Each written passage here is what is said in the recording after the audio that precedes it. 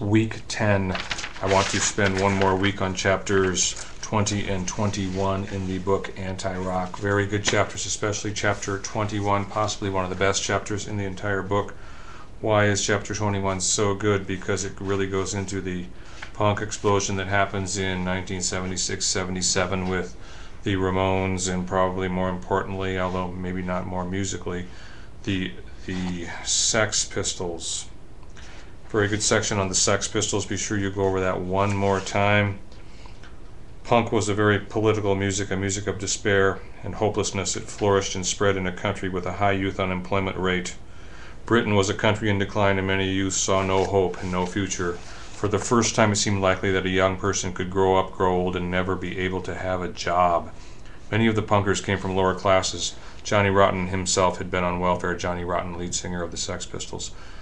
They were expressing their feelings through their music, as youth had done since rock began. This time it was bitterness, anger, frustration, and despair at a system which had no place for them and apparently never would. It was this virulently anti-system attitude, this mocking and scorning of bourgeois societal values, that brought down the wrath of the system upon them. The system came to quickly portray them as mindless, violent group with little intelligence, talking about the Sex Pistols.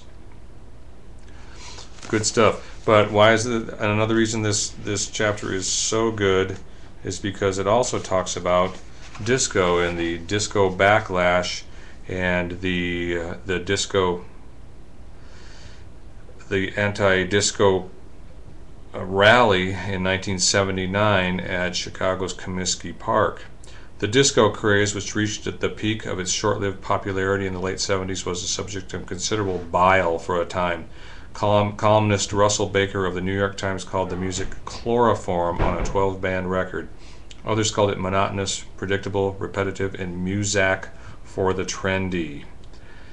Muzak for the trendy. One of those who despised disco the most of all was a Chicago disc jockey named Steve Dahl, D-A-H-L, Dahl, who quit his job with that city's WDAI-FM late in 1978 when the outlet switched to an all-disco format. Steve Dahl later went on to hold the anti-disco rally at Comiskey Park in 1979, which up to 50,000 fans showed up, and they exploded disco records. Great stuff on page 230, 231. And then last but not least, we talked a little bit about the birth, well, not the birth, but the development of heavy metal through the 80s, the MTV metal era, sometimes called hair metal. Twisted Sister, We're Not Going to Take It, Ozzy Osbourne. So very good stuff. Please go back and reread chapters 20 and 21. And we are going to have our discussion forum on the disco movement, and we're going to discuss that, so be sure you're up on that. Movie for this week, tying right in with the disco movement, the huge disco movie with John Travolta, Saturday Night Fever. Actually quite a good movie, a good storyline, a well-written movie, and released in two different forms, interestingly enough.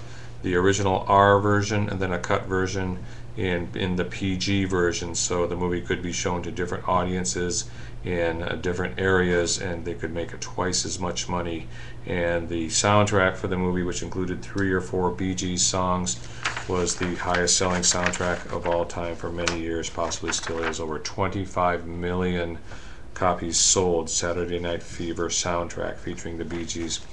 And this catapulted the Bee Gees to huge fame, also catapulted John Travolta to huge fame. Saturday Night Fever, 1977. And then we'll be talking about soul music as it evolves into disco music, the soul music of especially Commodores, Earth, Wind and Fire, Sly Stone, and Stevie Wonder, and how it evolved into disco music. Some would call it a de-evolution, not an evolution. Disco music, Donna Summer, Gloria Gaynor, Bee Gees, etc. And also the development of white rock disco, a rather obnoxious fad in the late 70s, early 80s. Kiss even jumped on the bandwagon for a while of disco rock. TV, to continue our short survey of television half-hour comedies. Now we move to the 70s and All in the Family with Archie Bunker. The TV comedy now is getting edgier and much more political. Archie Bunker rails against everything he doesn't understand.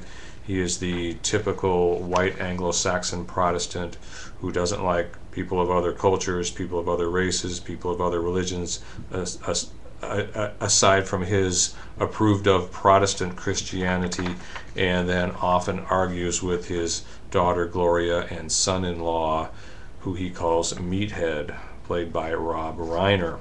All in the Family, a very groundbreaking show that discussed many topics that had not been discussed before on half-hour television comedies. And we've got an entire show for you to watch in 3 10-minute YouTube videos, so you can watch an entire half-hour episode of Archie Bunker, All in the Family, as Archie discusses his soon-to-be-born grandson with his daughter Gloria and son-in-law Mike, and discusses what kind of religion the grandson should be brought up in. Good stuff, All in the Family. Last but not least, you love it, you know it, Gula. We are becoming critical thinkers. One thing I'm really hoping we get out of this class, you get out of this class, is the ability to write a little better. Really focus on your writing every chance you get, even in these discussion forums. Make sure every sentence counts, that there aren't extra words, but there are enough words, but we have complete sentences. Look over what you've written and polish it a little bit every time you write something, even when you send out an email. We're going to look at Chapter 15, more on semantics. I like Chapter 15 to read a little bit. We've already seen that individual words can be ambiguous, can mean a couple of different things. Ambiguous because a speaker hasn't clarified which of the possible meanings he's used. This is called semantic or verbal ambiguity. Verbal ambiguity. Some examples. A clever aspirin slogan capitalized on the semantic ambiguity of the word catch. At the sign of a cold, use aspirin. Catch the cold before you catch cold. Again, at the sign of a cold, use aspirin. Catch that cold before you catch cold. They go on, she follows stars. What does that mean? She follows stars. It could have at least 3 different meanings. She is interested in the comings and goings of celebrities. She accompanies celebrities as they come and go, for instance, a journalist who reports on celebrities. Or 3, she's interested in astronomy, the real stars. So again, we have this ambiguity. A word can be ambiguous because of its position in a sentence, its relationship to other words in that sentence. And it goes on with stuff like that. As I finished mowing the lawn, I had a beer. As I finished mowing the lawn. So does that mean I had a beer after I finished mowing the lawn, or I was drinking a beer as I was mowing the lawn? And just some ideas for you to use as you write your papers. And we'll have another paper coming up soon. Don't worry. So, week 10, we're getting close. We're getting close. Just a few more weeks, and we're on the home stretch. So hang in there. Be strong to the end of the semester. And remember to always proofread everything you write, whether it's an email to your friend, whether it's the discussion forum. Look that stuff over and polish, polish, polish. One thing that will get you far in life is your ability to write. Write.